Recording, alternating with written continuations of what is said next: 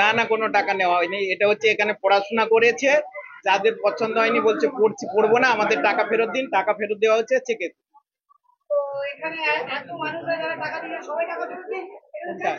যারা যারা পড়বে না তারা ফেরত চাইছে, দেওয়া হচ্ছে। তাদের প্রত্যেকের নামের লিস্ট আছে এবং টাকা ফেরত দিয়ে দেওয়া হচ্ছে।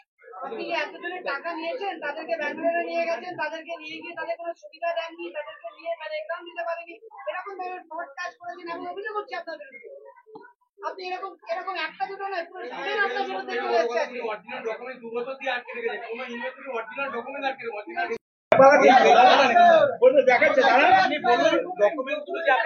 বাচ্চা বাচ্চা ছেলে মেয়ে আপনি হাত জোর করলে আজকে 2 বছর দিয়ে ছোট ছোট বাচ্চা মেয়েদেরকে এসেছে, এদের ভবিষ্যৎ কি হবে? আপনি 2 বছর দিয়ে ঘোরাচ্ছেন, অরিজিনাল ডকুমেন্ট আটকে রেখেছেন, আপনি টাকা নিয়ে বাইরে করেছেন, কোটি কোটি টাকা দিয়ে দিন না। ওনাকেও দেখেন, আপনি আমাকে এইটা বলুন, বাচ্চা বাচ্চা মেয়েদের ভবিষ্যৎ কি হবে? ভর্তি হয়েছিলাম এখানে, আমি আশা নিয়ে আমি ভর্তি হয়েছিলাম যে আমি এখান থেকে একটা জিএনএম নার্সিং হয়ে বের হবো আর কি, নার্স হয়ে। তো এখানে আমাদেরকে সবকিছু ফ্রড বলে বের করার মানে ঢোকানো হয়েছিল। আমাদের যে অরিজিনাল নেওয়া হবে সেটা একবারও বলাও হয়নি যে আমাদের অরিজিনাল সার্টিফিকেট নিয়ে নেওয়া হবে। তার সত্ত্বেও আমাদের কাছ থেকে ফ্রডবাজি করে মানে আমাদেরকে বলেছিল ভেরিফিকেশনের জন্য আপনাদের ডকুমেন্টস আমরা একটু দেখতে চাই। আমাদেরকে নিয়ে আমাদের কাছ থেকে ডকুমেন্টস গুলো নিয়ে বললো কি না তোমরা অনেক স্টুডেন্ট তো সেই জন্য একদিনের মধ্যে সম্ভব না, টাইম লাগছে, কালকে দিয়ে দেবো।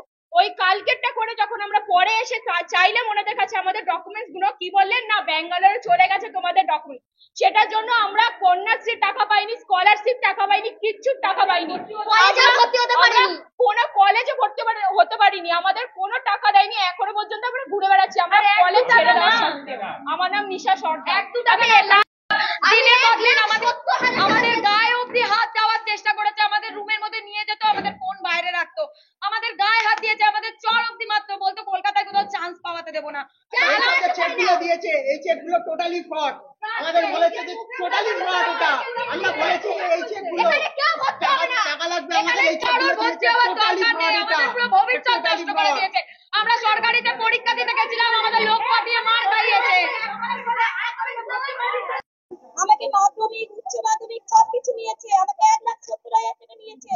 ব্যাঙ্গালোর গেছি ওখানে রীতিমতো আমাকে 41,000 টাকা ডিমান্ড করেছে, টেনে নিয়ে গেছে এমন করে আমাকে পুরো পার মধ্যে পা তুলে রীতিমতো 2,500 টাকা করে নিয়েছে। এই দেখুন প্রমাণ, দেখুন দেখুন এই দেখুন সবকিছু আপনারা দেখান, নিউজে দেখান, এই দেখুন রিসিপ্ট কপি।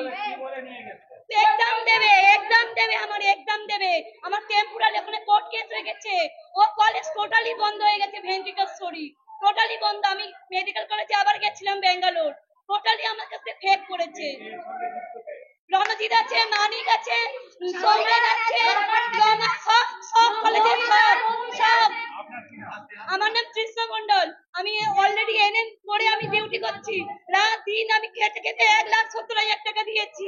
আমি এমনি কোনো কিছু দিয়ে করেনি, আমাকে শান্তি দেওয়া বলে আমাকে করেছে অলরেডি ভেন্টিকেশ্বরী। আমি শান্তি আমাদের কলেজে রেখেছেন, আমাদের